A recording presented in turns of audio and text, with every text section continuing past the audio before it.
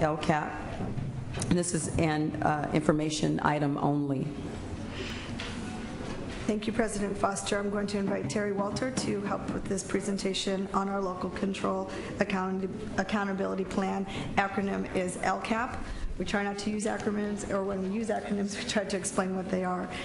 So if we look back at, this is now an annual process presenting our LCAP, and this is an informational hearing that we're having tonight, the first reading of the LCAP. And directly after the LCAP presentation tonight, we'll also have our budget presentation, and it's important for everyone to understand how they're linked, that the LCAP sets our priorities and has the stakeholder engagement involved in that, and then the budget that comes second is the money that's attached to that.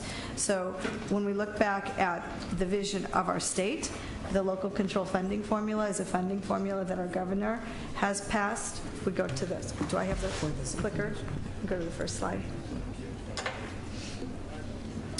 The LCAP is designed as building a system of equity at the state level, and our state, the vision of our state in allocating dollars to schools under the local control funding formula is a vision that includes a plan for allocating dollars with equity in mind, so that we understand that, oh, you can't hear me?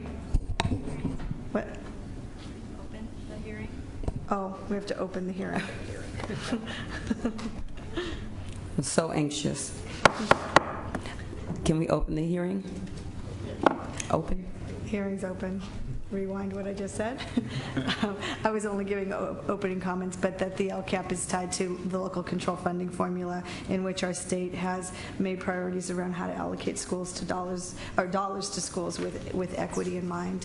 And this district has actually been committed to that equity agenda before LCFF was passed and before we had a local control accountability plan.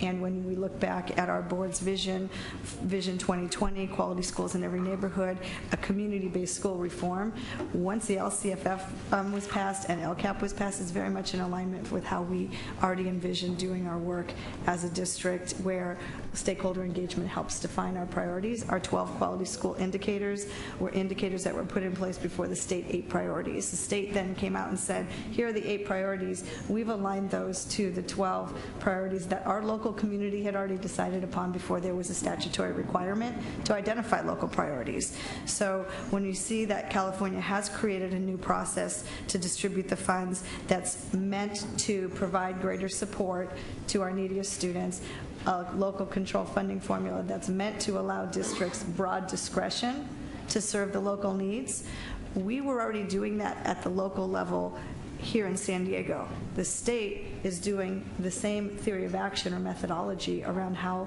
funds are being distributed from the state level to districts. It's important to know that the components, the key components of LCFF was that it was a funding formula with spending regulations, stakeholder engagement is required, and there's a local control accountability plan that's also required to go with it. One slide back. Here I'm putting, this slide is to put next to one another that the LCAP, how we locally aligned our 12 priorities to the 8 state priorities. Our 12 priorities, what's inside of that is our plan for equity and excellence that this community is committed to in 2009. Fast forward to the 8 state priorities, when we wrote our LCAP, we aligned those. We didn't throw out what we believed in locally, because the state said, no, here are your 8 priorities now, and then we just give up on the 12 that we've already identified. We looked at the 8 state priorities and we found alignment, and we stayed committed to our equity and excellence agenda that had already been adopted by this board. So it's important for you to, for everyone to understand, this is our plan for equity and excellence with our students. I think, Terry, I'll have you do the next slide. Okay. Maybe a delay on the clicker. There we go. Oh, sorry. Okay. So as our superintendent has already mentioned, that the LCAP is our plan for equity and excellence for all students. And the LCAP itself, in addition to addressing the 8 state priorities and any local priorities we have. It also is specific that it must address specific student populations. And the 3 that are highlighted, English learners, foster youth, and low-income students, we're considering them our focus students. Those are the students that the state of California also recognizes represent typically greater needs, and LCAPs must specifically address these students. In addition, and locally, we have additional student groups that we want to make sure we're paying attention to and that we're supporting as well. And they include students with disabilities, our African, African American, and Latino students, and also our gifted and talented and advanced learners. We want to make sure that we're meeting the needs of the students across the range of diversity we have represented within our district. Before you change slides, sorry, that went pretty quickly. I want to point out specifically what's in the purple box is what's required by the state to call out as priority groups in our LCAP, English learners, foster youth, low-income youth. Those are the state what the state considers our focus students. We as a local district, based on our stakeholder feedback, input, and on our data, you've seen throughout this year there's been a monthly LCAP update, and our data has also been able, I always talk about data as a flashlight, we've been able to see that we are also identifying specifically subgroups that are not required by the state to call out, but we are calling out as a local priority the students with disabilities, our African and African American and Latino students, and our gifted and talented and advanced students, that we have those are specific areas of need here locally. They're not required by LCFF or LCAP to place those as called out subgroups that we're going to provide action, supports, and services, but we are doing that locally as a local decision based on our data and our input. Okay. So as we look at the LCAP itself, the LCAP document, this is a document that was designed by the state of California, and every district across the state has to use the same template. And that changed this year. I should also point out that this school year, 14-15, is the first year that any of us across the state have implemented an LCAP. It's the very first year of implementation. And as we're looking at developing the LCAP for the next 3 years, which is what we're presenting now, it also has changed. The template has made some changes. So the template itself, the document itself, is structured around 3 major sections, and I'm going to spend some time kind of walking you through the LCAP. Section 1 is stakeholder engagement. It's our process for stakeholder engagement as well as the impact that engagement has had on our LCAP. Section 2 outlines goals, actions, measures of progress, and expenditures for both the annual update and the LCAP 3-year plan. So Section 2, I consider sort of the heart of the LCAP. That's where you're going to want to go if you want to see what are we doing, what are our goals, what are we doing, how we're measuring it, and how we're expending funds toward it. And it's divided this year into 2 big sections. Section A is the LCAP 3-year plan, and that's forward-looking. It's looking forward to 15-16 school year and 2 years subsequent to that. So it's our 3-year plan moving forward. Section B, or Part B of Section 2, is the annual update. And the annual update is a reflection of this year's implementation, again, our first year of implementation of the LCAP. It's reflective of the current year, what we said we were going to do, what we planned to do, what we actually did, what we planned to make expenditures, where we actually did, what the measures were, and how we did within the measures as well. And then with that reflection, it informs, that's the loop back, it informs the development of the 3-year plan. So again, Section 2 includes those large sections. The template that we have, it's a bit cumbersome. It's kind of long, and I say that with a smile. I've become accustomed to it. But what we're also doing, and I'll point this out a little later as well, is we've developed what we're calling user-friendly versions of both the plan, the 3-year or the first year of the plan, the 15-16 LCAP plan, as well as a user-friendly version of the annual update. And these are going to be much simpler for you all to navigate and to look through and to get the information. That's all fully included, though, in Section 2. And then Section 3 of the LCAP It is a brief description of the use of supplemental and concentration funds and how we're addressing proportionality. And before you go to the next slide, I'm going to talk about Section 1, the stakeholder engagement part. As Terry said, this is our first year implementing, and I believe it was Let me go to this slide. I believe it was the last board meeting. No, you're okay. You're on the right slide. It was just Section 1, stakeholder engagement is a required section of our LCAP. And I think it was the last meeting where Dr. Evans brought forward a recommendation or a resolution around the LCAP Planning Committee to widen the stakeholder engagement piece of it. We're continuing to refine how we do the stakeholder engagement, and the plan, Dr. Evans, I forgot who co-sponsored with you, but we brought forward a resolution to ensure that every cluster has a representative on the LCAP planning team, and that was our continued refinement around how we're going to do stakeholder engagement across the district. And the LCAP is our district plan. There is no other plan for the district except the LCAP. Our implementation for equity, excellence, and for delivering on the 12 indicators that are part of Vision 2020 that this board is committed to, with or without LCAP, with or without LCFF. This is who we are and this is how we operate. The plan is put into place and written down inside the LCAP, and so the resolution around ensuring that that LCAP planning committee has representation from every cluster is a continued refinement of the stakeholder engagement process to get it right. And how you get stakeholder engagement right in a district with over 100,000 students, and times that by how many parents and community members that are interested, how do we get a representative sample for stakeholder engagement where all voices do feel that they've been heard, and even when the decisions don't align to what each person individually wanted, that there was a collective voice and that there was authentic structures put in place for that engagement. And I think there's further refinement that just happened through the resolution that was brought forward last week.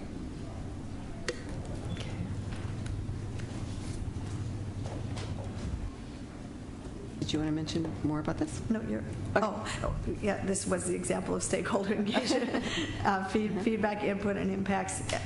This slide outlines what we've done and some of the ways that we've created the engagement. The monthly updates here, you hear on the dais each month how we report back on year one, programs, actions, services, and there's data metrics tied to each one of those. We present here monthly at the board meeting, but then it goes out to our community through all of our advisory groups, through our cluster groups, through the student group meetings, through employee group meetings, through parent and community group meetings, that creates a monthly way that we're talking, not just here on the dais, reporting. And by the way, the monthly updates were not a requirement by the state. It is our method for making sure that we're continually talking about what was our plan, what happened with that plan, each month talking about the goals that we committed to and the action, and then looking at data to say, so did that work, did that not work, to what degree, and what would be the next steps. And when we take it out for stakeholder engagement, we take it out to our community groups, we have a process by which they respond, and we collect that data and we collect that feedback from each of the cluster meetings specifically. So that comes back, so we have a feedback loop. We don't just go and talk to people or talk at people. We have a presentation, and then we have a format or a mechanism by which they can return their feedback. So we're constantly looking at how this is working, and then that comes back to the planning team. So that planning team, which you just worked on expanding, has feedback that's come out from the engagement that we've done out in the community each month. And that we refined in December. We went out the first 2 months looking at that and not having a formal way to collect the feedback. We formalized a way to collect the feedback, so that happens on a monthly basis. I'm not a part of the presentation, but I want to add that is a great need, and the reason why Trustee Evans and I brought forth the resolution to make sure that all clusters are represented in the LCAP feedback process, to be able to document that and capture that. Yeah. So. Yeah. I apologize, this is jumpy over here. So if we, continuing on then with Section 2 of the LCAP, Section 1 was the stakeholder engagement. Section 2 has those two parts, one of which is the annual update. And the annual update section of the LCAP will include information about for each of the 13 goals. Our current LCAP has 13 goals, which represented our 12 indicators plus an extra. And for each of those goals, we'll review what was planned and what actually occurred in terms of measures of progress, actions and services, and expenditures. So you'll see that written up in the annual update section of the LCAP. And then, moving on, if I can. Okay. With that, some of the impact that the LCAP had, or that reflection and review and analysis represented in the annual update, some of the changes that are occurring moving forward then with the 3-year plan moving forward. First of all, just looking at the LCAP itself, kind of the structure and format of it, we're consolidating from 13 goals to 6 goals. And those 6 goals are really focused and grounded in Vision 2020. If you look at the Vision 2020 document, it's going to look very familiar. If you're familiar with this, the goals in the LCAP are going to look very familiar to you. What we found is that it was very difficult to navigate through 13 goals, and we wanted to provide, and our stakeholders asked for, greater clarity, greater transparency, greater ease of use in the LCAP itself. So we're consolidating to 6 goals. We're holding on to the 12 indicators, however, and we're positioning them as our local priorities. The LCAP across the state does say that you must address the 8 state priorities, and you can address any local priorities. This current school year, we really hadn't identified state or local priorities, but next year we will. We'll have the goals, and then we will have the 12 quality indicators as our local priorities, and you'll see those woven throughout the LCAP.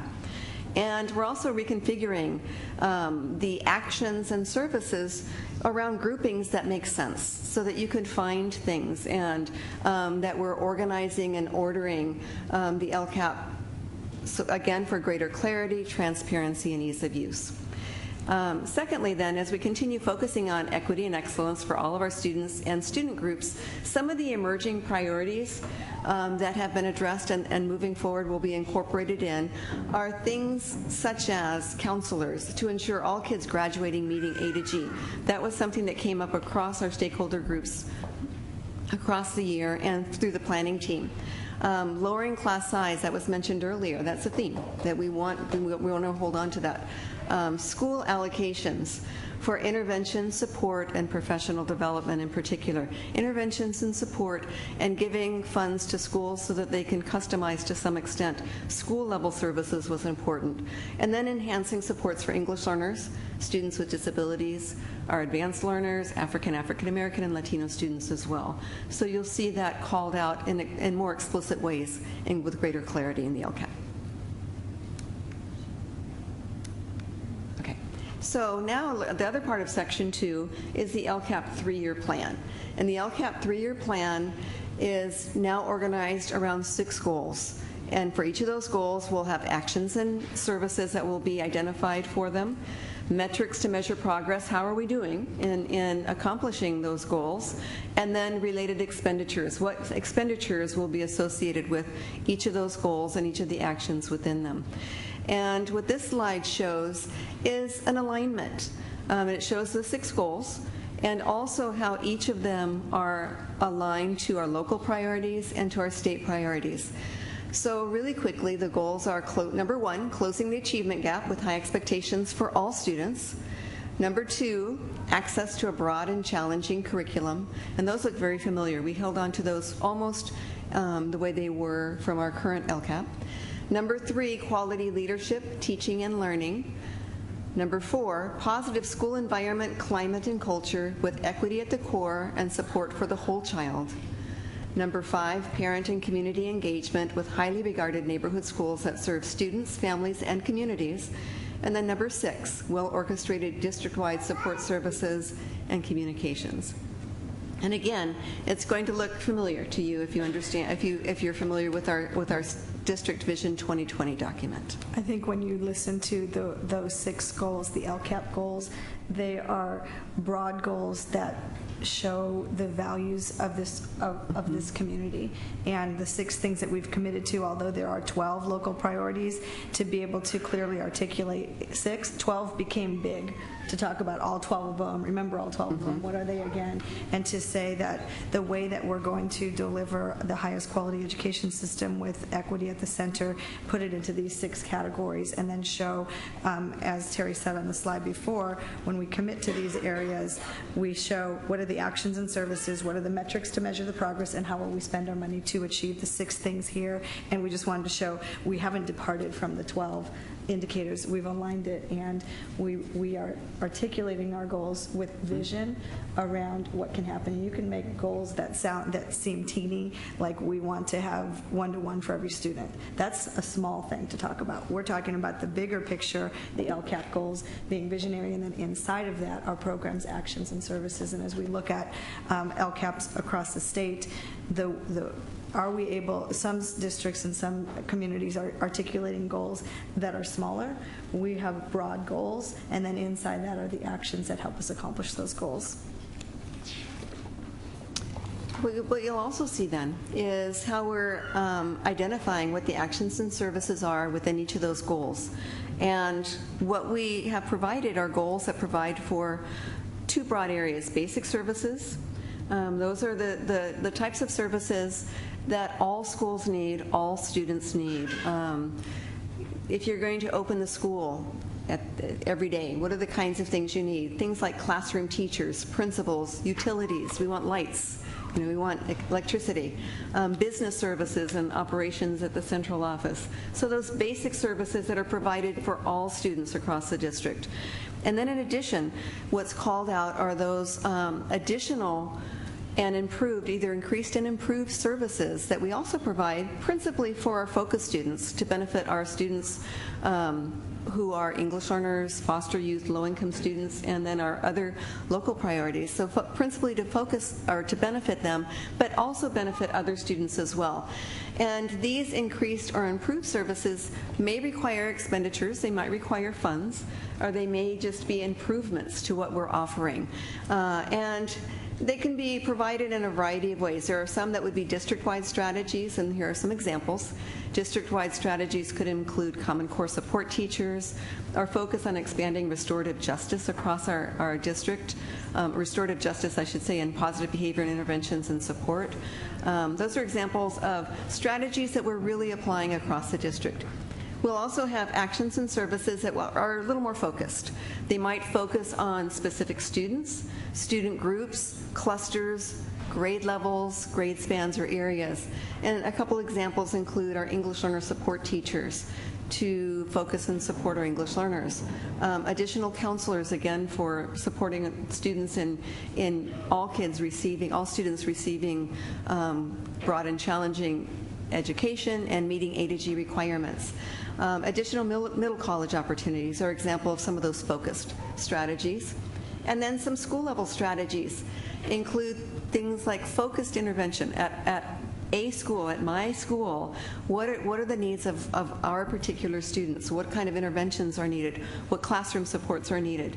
Or what professional learning, what professional development opportunities are needed? So again, increased and improved services can play out in a variety of ways as well. So what I'm going to do is real quickly walk you through the 6 goals.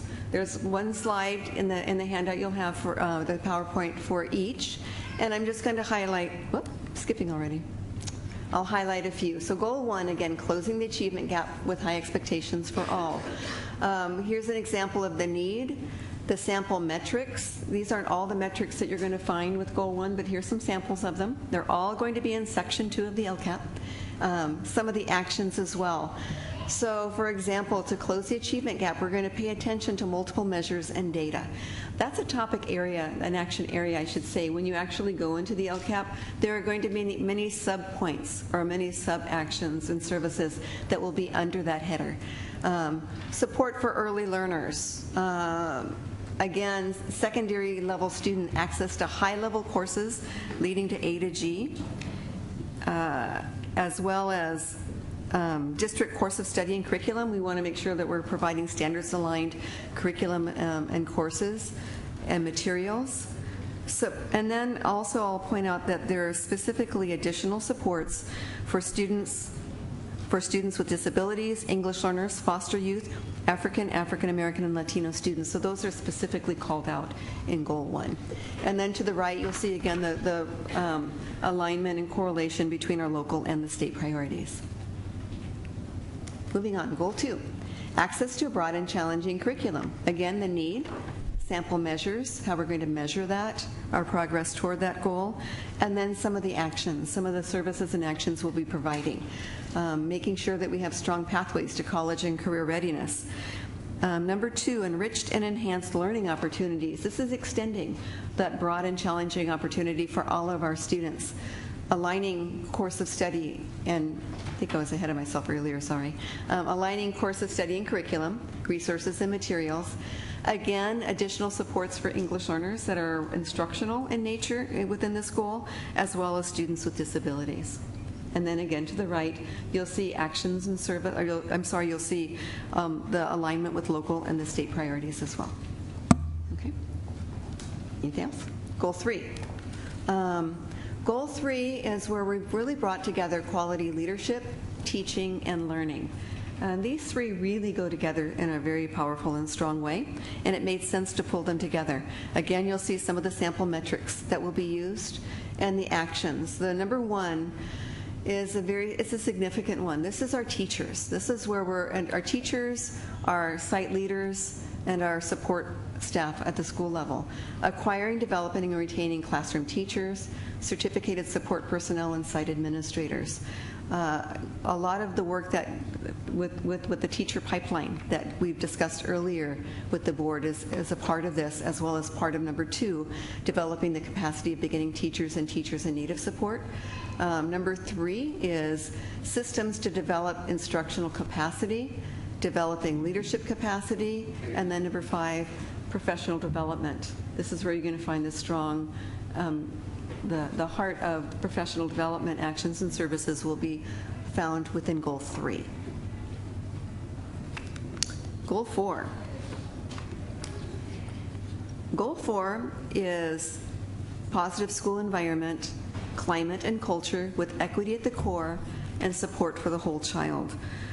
Goal 4 really is principally those school-based supports and services that provide wraparound supports for students, counseling, support for social and emotional needs, health and wellness, nursing, our support for our youth in transition, our homeless students, our foster youth are included within Goal 4. Also, support staff, our classified staff, front office, facilities, making sure our schools are inviting and welcoming and warm and supportive, and are safe. Safe schools are also included within Goal 4. And then Goal 5. Goal 5 is around parent and community engagement with highly regarded neighborhood schools that serve students, families, and communities. And Goal 5 is parent engagement and involvement and community engagement and involvement, partnerships extending through the community and beyond as well. It includes translation and interpretation. We have hugely divergent needs across our district, so supporting the linguistic needs of our families is also really important. So you'll find that within Goal 5. Customized cluster strategies, community relations, and partnerships. Goal 5. And then finally, in Goal 6, Goal 6 is really the well-orchestrated district-wide support, services, and communications. This provides for our basic services and infrastructure within the district, really efficiently well-run infrastructure and services, along with communications. So that's our district. That's the district work around those 6 goals. So the 6 goals within the 3-year LCAP moving forward, along with the annual update, comprise Section 2 of the LCAP. And then moving on to Section 3, the use of supplemental and concentration grant funds and proportionality. That's section 3, which also has 2 parts. The first part just asks us to provide an overall overview of how we're using supplemental and concentration funding for the upcoming years and what the amount is. So as a district, we received $92 million in funds that were designed to as supplemental and concentration funds, and then we'll be using those funds and additional to provide to increase and improve services, again, for the principal benefit of those focus students. And then part B is the proportionality. It asks us how we are going to meet the proportionality target, which is 11.98. And what that proportionality basically means is that increase in funding that we receive because of our focus students to provide supplemental increased and improved services is about 11.98% above base funding.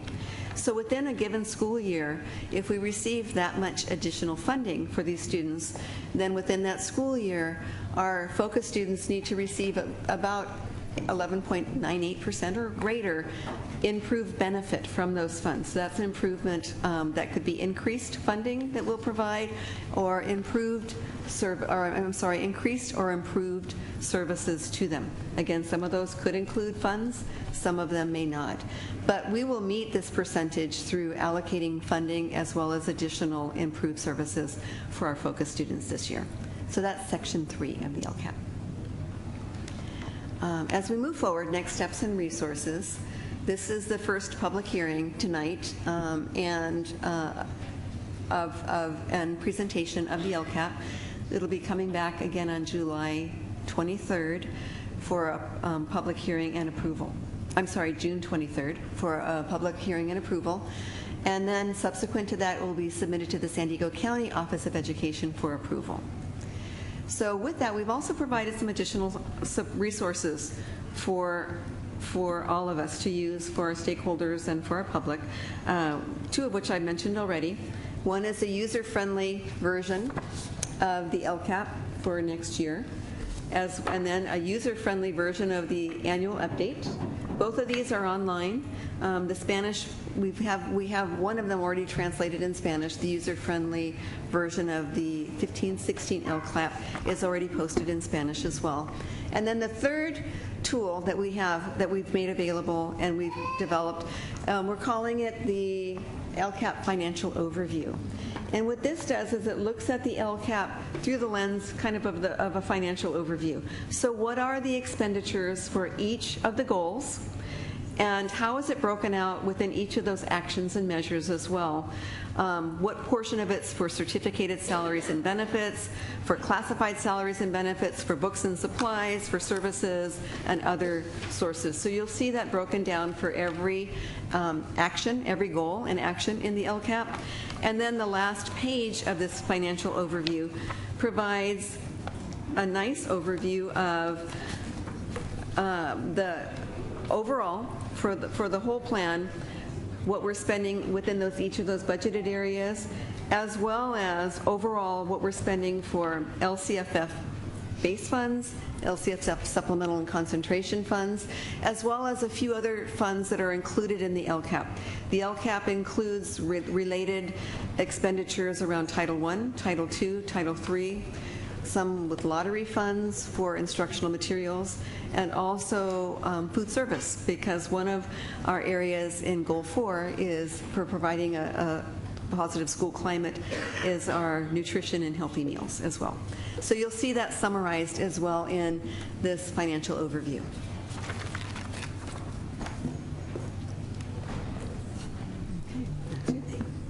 Thank you, Terry.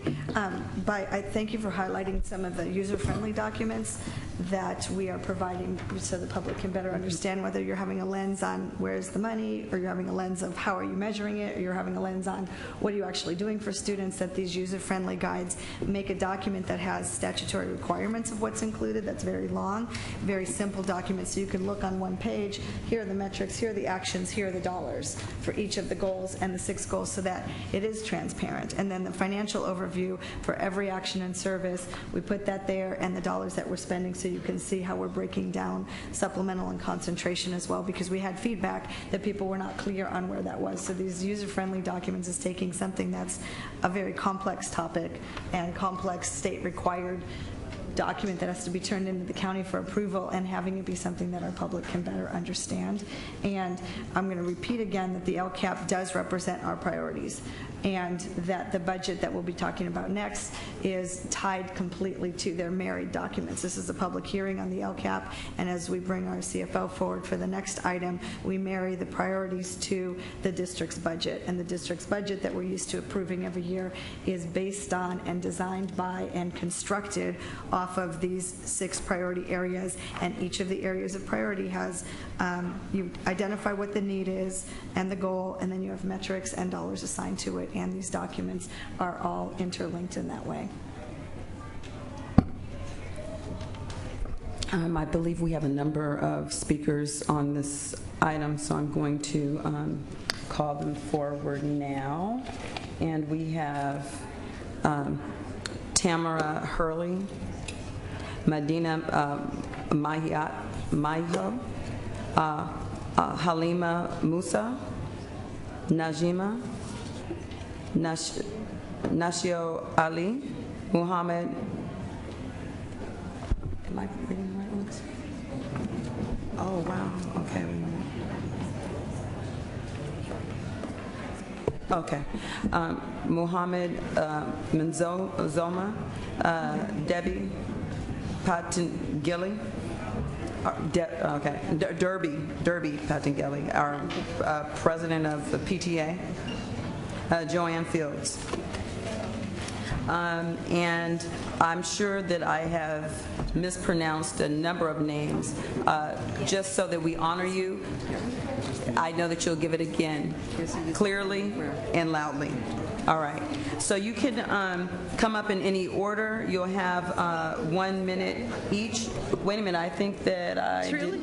And then also Dan Naimaga. That's the last name to read. And you'll have 1 minute each, and when the red light goes off, you'll know that you need to have your final comment. Begin. I'm Tamara Hurley, and I'll be honest, I'm insulted. If this is an LCAP input session to give us 1 minute, it means you really don't care about our input.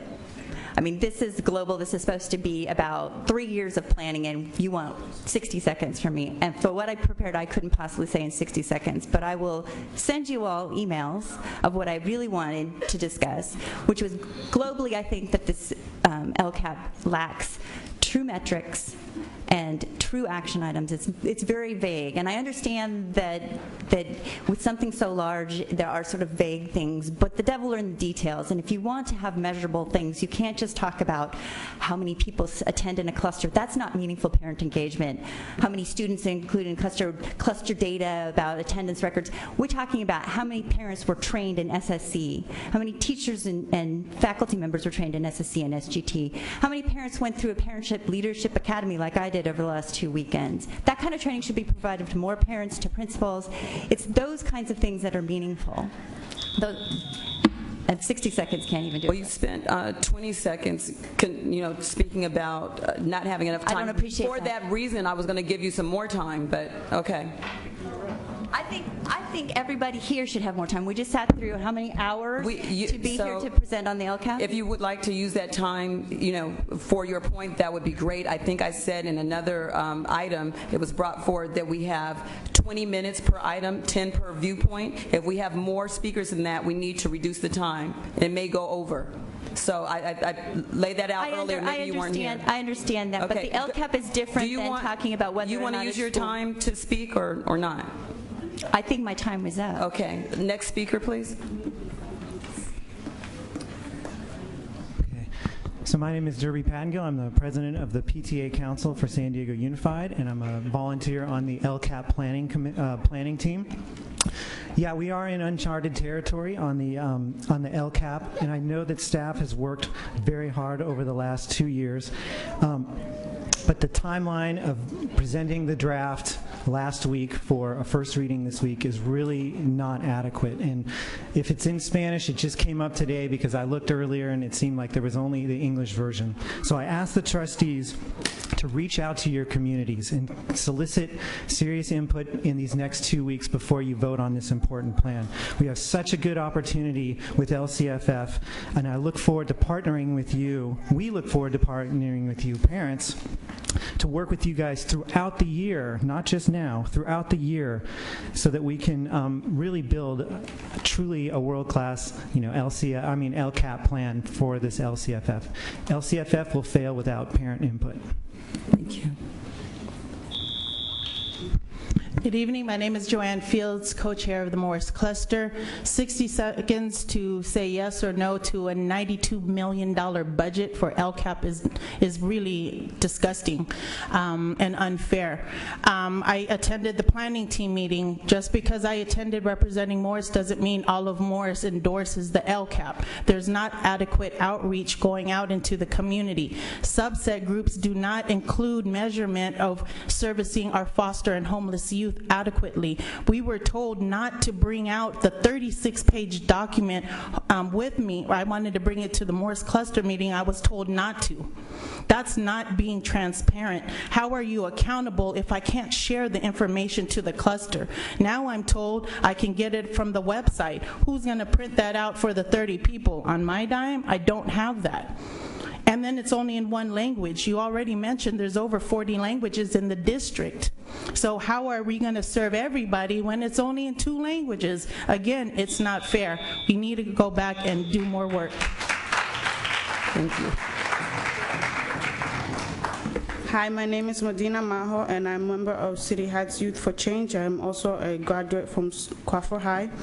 We would like first to express our appreciation for the wording in Goal 5 of LCAP regarding interpretation, where the key language in Crawford Cluster are named specifically. Interpretation service are so necessary so the parents in our community can be active in their child's education. This interpretation service needs to be available at community meetings and when parents meet with their kids or child's teacher, because the importance of interpretation service is in both situations where we would like to add the following language at the first sentence, 5.3 in the LCAP, so that it's read. Provides translation and interpretation service at school, sponsor meeting, and in parents-teachers meeting to facilitate effective communication and engagement and participation. We would like to work with the district on the goal by identifying interpretation with our community and asking district commit to training this interpretation. Thank you. Thank you.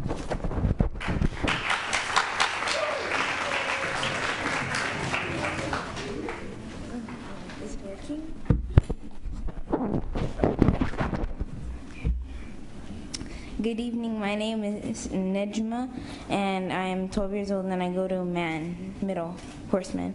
We are concerned about the loss of English language support teachers. These teachers are very important to us. These are only English language teachers. They are people who know our children and provide consistent adult in their lives at school. They also have a relationship with us parents. They are often our only connection to school and child's education. We are asking for the district to reinstate our English language support teachers and to provide additional English language support teachers to our schools and help. Last year, 38% of Crawford High School students were English language learners. The highest percent of the district of high schools, 42 of the students at Horseman, and are English learners. Second highest on the district. If these children are to succeed, they need the support of the English language support teachers. Thank you for your time and attention. Thank you.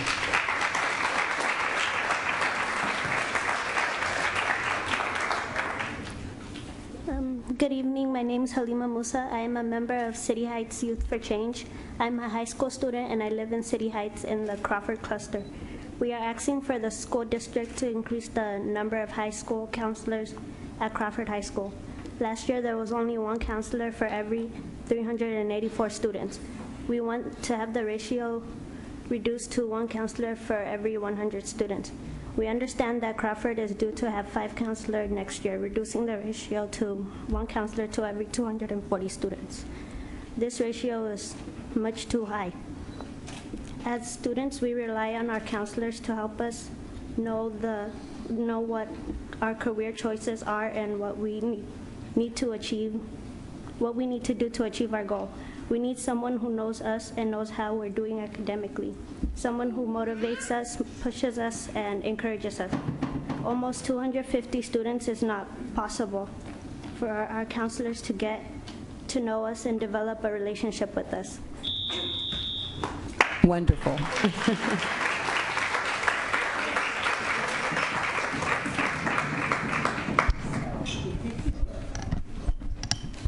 Good evening. My name is Nasteho Ali. My mother is a member of the Crawford Connections Parent Student Resident Organization. I want to support the call to reinstate our English language support teachers and to increase the number of English language support teachers within the Crawford cluster. The English language support teacher is that child's connection to school. If you take that teacher away or keep changing who that teacher is, we will lose these students. If these children are to succeed, they need the support of a consistent English language support teacher. Thank you for your time and attention. Thank you.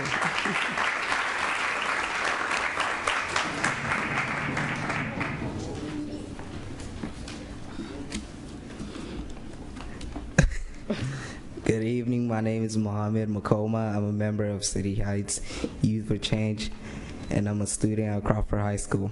We are asking the school district to reduce the size of our class to range of 18 to 23 students. Last year, class size ranged from 24 in English to 32 in history, social science, 48 classes at 33 or more students. When there are a lot of students in the class and almost half of them don't speak English, it is very hard for the teacher to meet the needs of all students. The teacher has to choose between leaving the students who don't speak English behind or slowing the lesson down for the students who do. Because of this high number of students who are just learning English, we need to have smaller class sizes so the teachers can attend to learn needs of all students. Thank you.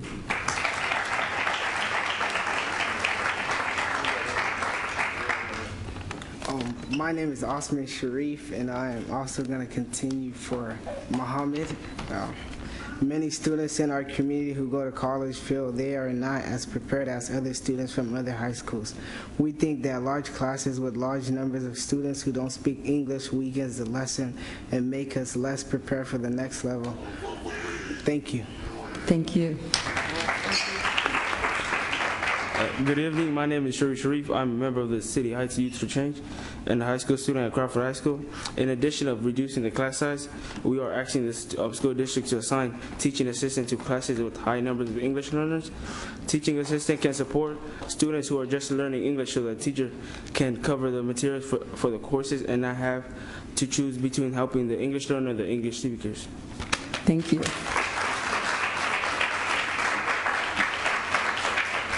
Good evening. My name is Oeso. I'm a student at Crawford High School. I was reclassified as a proficient English in elementary, but as I've watched how my friends are still learning English, struggle to learn the language and the content of the course at the same time. With teaching assistants, these students could be able to keep up with the English-speaking students. Having teaching assistants in these classes with a large number of English learner and students help both English learner and English-speaking students. Thank you. Thank you. Good evening. My name is Daniel Nyamanga. I'm with the Crawford Community Connection at Crawford Cluster. And I just want to thank you and the district for giving Crawford Cluster parents and community a chance to give their inputs in the LCAP. it was the first time and we embraced it. And so the ball is in your court to be able to work with us, and we welcome you to Crawford Cluster to work with us in order to move forward as we move forward with this LCAP.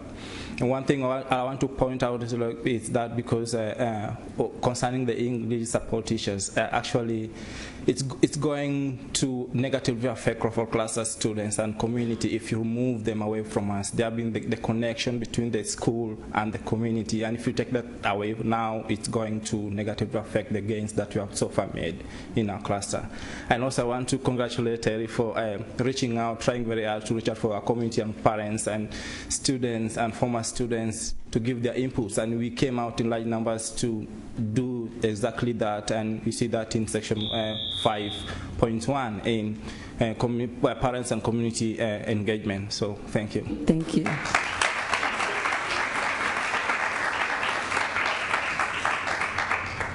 Students, that's what we're talking about when we're talking about agency and student voice and making a difference. So I congratulate you, and that's food for the soul. So thanks. Thanks for representing so well.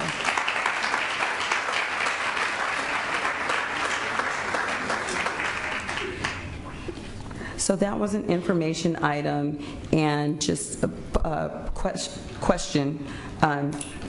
Do we keep it open for H2, or do I close it and then open it back up? Okay, so, okay, you're like, don't close it yet? Okay, go ahead. So, thank you, Terry, for taking us through it. I think we talked about this last year with the first year, and now in the second year, the challenge in the reporting format of being able to clearly tell the story of what we're trying to achieve. So, you know, I don't know whether the answer to that is that we need to do more work in the, you know, the format that we have, or that we create our sort of own separate, you know, format. And last year we talked about an executive summary, something that we did on our own to be clear with the community. But I think the key stories that were around our strategies and our priority areas are not coming out, you know, in this document, this PowerPoint. So if we take, for example, you know, if we think about our priority areas, and we've talked about making a difference with kids at the early grades, you know, TK through second, third grade. We've talked about making a difference so that we don't have as many long-term English learners by middle school. Making significant progress with students with special needs. Engaging our career pathways and improving graduation rates for with the A to G, you know, graduation requirements at the high school level. We've got key approaches that we're pursuing in all of these areas. So if you think about the, you know, closing the achievement gap, the work with English learners, we've got an approach that we embarked on, you know, a year ago, which, you know, roughly, you know, could be roughly described as rather than putting all of the responsibility for working with English learners with English language support teachers, the real question is, are we delivering instruction to English learners, and are all of our you know, teachers and support staff more capable of delivering that instruction, and is the support of English, you know, ELST or district level support, you know, whatever, you know, what we've said is we're looking at sort of multiple ways of providing that support, you know, for English learners in the classroom. But we want to, being aware that we have schools, the elementary school level, that have 90+% of students who are English learners, and then we get up to the high school level. We heard about Crawford today with nearly 40% of students who are English learners. So we've said we need to build the capacity of our entire staff to work with English learners, and then we've identified our strategies to do that, to build that capacity, and we've set goals for ourselves around reclassification rates and reduction of long-term English learners. But we've also set, I think, more progressive goals, that we talk about, for instance, the increasing the number of students in our district who graduate with the seal of biliteracy. So that narrative's not coming out, in this document. Here's our strategy. Here's the way that we're approaching this key challenge that we've identified, and here's what we've done over the last year, and here's the progress that we've made in that strategy, and here are our goals, for the next year, and here are the ways that we want to expand the strategy or change the strategy. It's a narrative that is not clear. It's not coming out, in these documents. Similarly, we've embarked on, an ambitious strategy.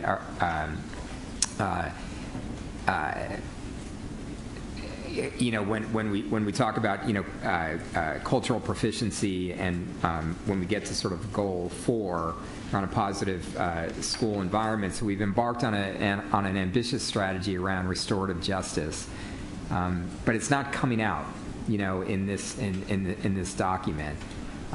We've embarked on an ambitious strategy at the high school level around career pathways and around going in and working with our master schedules to make sure students are able to graduate on time.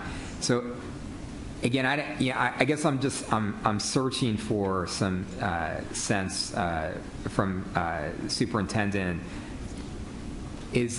Are we not able, because of the format of these documents, to get our story out? And if that's the case, what alternative, methods can we use? Because I think it's very difficult for the community to engage at anything more than a kind of a basic, I think we're clear about our goals, but it's very difficult to get into, well, what are we actually doing, to achieve those goals? And so that's I guess what I'm struggling with. Trustee Foster and I are part of a statewide committee that's looking at the LCFF, the LCAP, and the user-friendliness of it, and we keep attempting to come up with our 2 user-friendly versions of the annual update and this of the plan, and inside here we tried to tell our narrative a little bit more.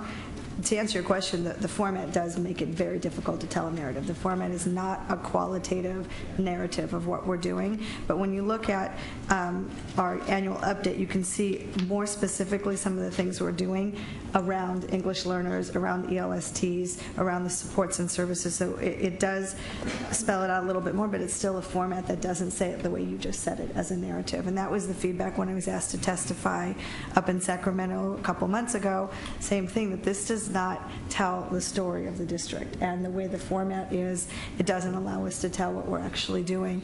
And so we keep attempting as staff to list what exactly we're doing, specific strategies. And if you dig into the user-friendly versions, it gets a little bit closer. What you were looking at here was the presentation Terry Walter did tonight for the PowerPoint. This does not talk about the story. The user-friendly versions, but we would take another 2 hours to go over the user-friendly version tonight to say specifically what we're doing for English learners. You could look at that under broad and challenging curriculum, and we did list specific actions. They weren't listed in tonight's PowerPoint, though. I just want to add to that. I mean, I agree with everything Mr. Burris said, and I have the same problem. I mean, when we're talking about a user-friendly version, it should at least be a version that a board member can easily understand, much less someone who's less involved. And I think that the answer is this format doesn't work to give us and the community the information that we need. I think we have to find a different format. I mean, I understand about, okay, we've got the update for 2014-15, we're making the plan for 2015 to 2018, but, and I know I saw in some places here, here's the goal and here's the actions that we're taking, but with the specific things that Richard mentioned, okay, for example, graduation rates, I mean, we've had some recent statistics on our improving graduation rate and decreasing dropout rate, and that's a specific thing. We talked about new strategies for English language learners, and those data may not be available yet, but we certainly want to see, okay, in 14-15, did all this emphasis on middle school English language learners, did we see an increase in the reclassification rate, and then for all of the other subjects and everything else. And I realized that, I know when people were talking about you know, just having a little bit of time to talk about a plan for the whole year, I mean, this does have to be an ongoing process, and we have people going, you know, regular meetings from the clusters and reporting back to the clusters and so forth. So it's not just at one point it all comes out, but everybody's aware as we're going along. But it's, I think what we're looking for, and one of the issues, one of the goals is communications, and I gave the superintendent a copy of what they sent out to the taxpayers in the Berkeley School District. It was like a four-page color brochure, not just the parents, every taxpayer saying this is what your money that you're spending on public education is doing. And it talked about LCFF, it talked about LCAP, but in non-jargon ways about these are what our goals are, this is how we're doing it, these are what the results we're producing. And so I know there are various levels. I mean, there's this level that the staff has to work on. I think there's another level that an LCAP committee can digest. I think there's another level for the very, very involved parents. There's another level for the general parent population, and then there's another level for the community population. And that's a big job, but I think that's where we need to put our resources, because when we're talking about community input, we have to have the information going back and forth in both directions so that the community can really react to what's going on. I mean, again, something very specific like English language learners and the reclassification. This is what the problem is, these are the actions we're taking, and this is what happened this year. And it might even be there was not much change, but we've seen some indicators leading that it's starting to shift, and that it takes 2 years for those things to take effect, but some specific information about that. So, because when I look at the user-friendly version, it's shorter than the other version, but it's still very difficult for me to read. So it's like an example of, you're looking at the annual update here, and an example of the story, Mr. Burrow, you were saying, well, we know what we're doing for long-term English learners. Where does it say that? So on page 7 of the annual update, one of the goals was principals and teachers and support staff will participate in high-quality professional development. Then what did we do? We had an intensive 7- and 9-week QTEL professional development series provided to elementary middle school students in Area 6. It's in here, but you still have to dig to find. So the stories are in here, the specific things that we did for those areas around preschool, around long-term English learners, restorative practices for high school. You can see specifically in the annual update what we did, and then the data that goes with it. If it's still not clear, we got to keep having that conversation. But we did make the attempt to put the actual stories in here, what we're really doing, and have them come to light. And this may be premature, but where would be the column about the results? I mean, they were given this training. We wanted to improve their support for English language learners. We did this training, and even if you said, okay, well, we're not going to measure that for another year or 2 years or something, but that's because I see a lot of problems and goals and actions that we're taking, and I think this came up when we were talking about the monthly updates about the English language learners. There was a lot of explanation about different things the department was doing and the hard work that was going on, but we want some high-level things like, okay, what's the name of the middle school at Lincoln? The Lincoln STEAM Middle College? No, Bell, middle school. Oh, Bell Middle. No. Knox. Okay. At Knox, the fact that they were, they were doing the academic language development classes. I mean, that was, that was some specific information more than just what are they doing. But then we want to see, now that they've done that, what are the results of that at Knox in terms of what was produced in terms of reclassification? So the data that goes with the actions and services, the monthly updates that I give, has the data for each of the actions and services. So we've broken it down into chunks, and what we will have at the end of the day, or the end of a year, is synthesize that into metrics to go with each one of them. But we're breaking it down every month, so we have suspension is one, suspension, expulsion, attendance, reclassification. Of the metrics that we have each month, we're presenting one part of the LCAP, so there are metrics to go with it. And some of the metrics you won't have until the year is over, right? Right. So I would also like to point out, too, with this is exactly what our superintendent has said, is that the work of the LCAP is our work, and we do it all year long, and the monthly updates are an attempt to kind of bring it to light. So we're getting better at that, and next year hopefully it'll be better than this year as well. What you'll see in the LCAP document itself, though, is the document that attempts to house it, and we really are constrained very much by the template, by the way we must present it. Every district in the state has to provide it in the same way. What you will find, though, in the user-friendly is everything that's in the LCAP is here. Again, that's for transparency and clarity. We didn't filter things out. And the annual update, user-friendly or in the LCAP document itself, in the annual update, it's exactly how we presented it last year.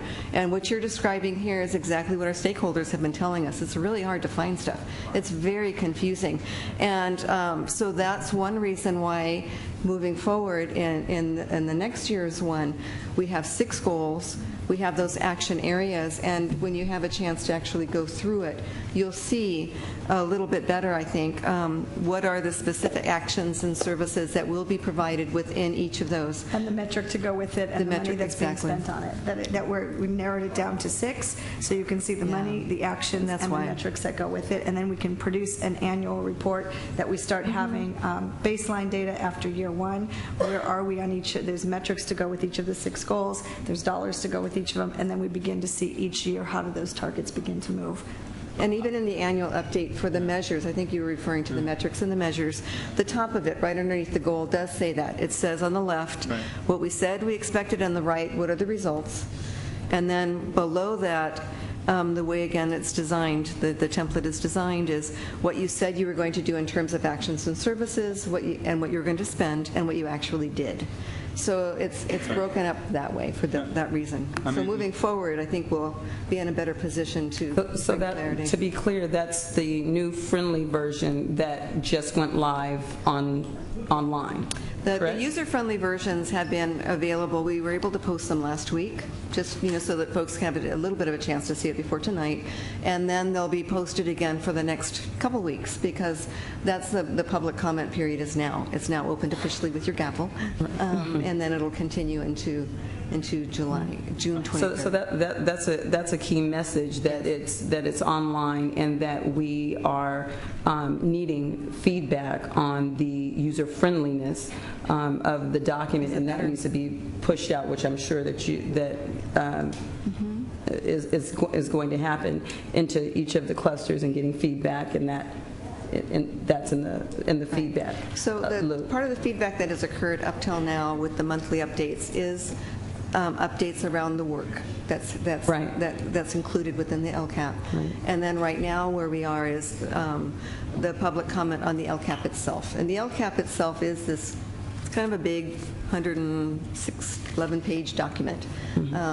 But what we've attempted to do again is to pull out the key content of what's in here in terms of what the measures are going to be, what we said we're going to do, how we're going to spend the funds for each of those areas, so that you can navigate it a little more. And I think as we all get a little better at understanding the kind of the structure within the six goals, there'll be a little more logic and rationale in terms of where you're going to find things. And so I think it will be easier.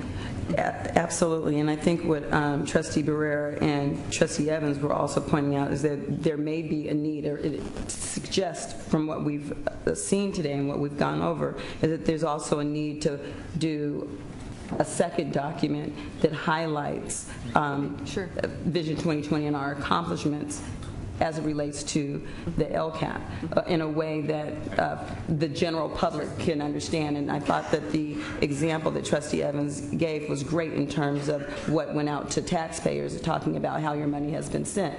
If we get to a document like that that's easy to understand and process, then we've gotten clear. Kind of a higher level summary. Right. I don't have the confidence that no matter how much you're working with the state to document, I mean, that can certainly help simplify it and make it better for the staff to work with, but in terms of the general public and lay people, I think we're, rather than refining the format, I think we're just going to have a format that is more in line with how we've presented our general goals and the 12 indicators and so forth.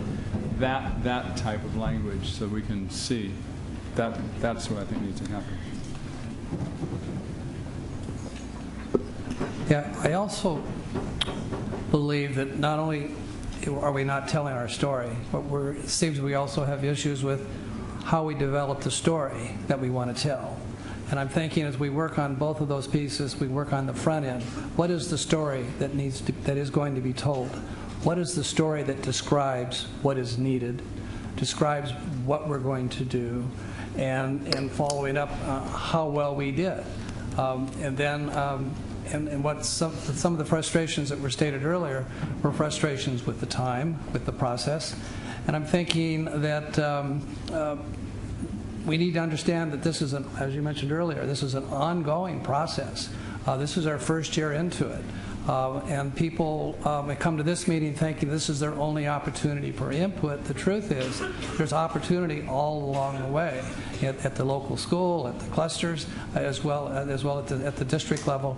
That it is a reoccurring opportunity for anybody who parachutes in or helicopters in or who wants to become engaged can be engaged. One of the other positive comments that were made tonight was the thanking the developers in the outreach that was done, and in the opportunity for communities to be engaged and the opportunity for them to have input. And I think as we continue to do that, we will develop a story that we can then learn how to tell. And I really think they're two parts of an important package. Okay.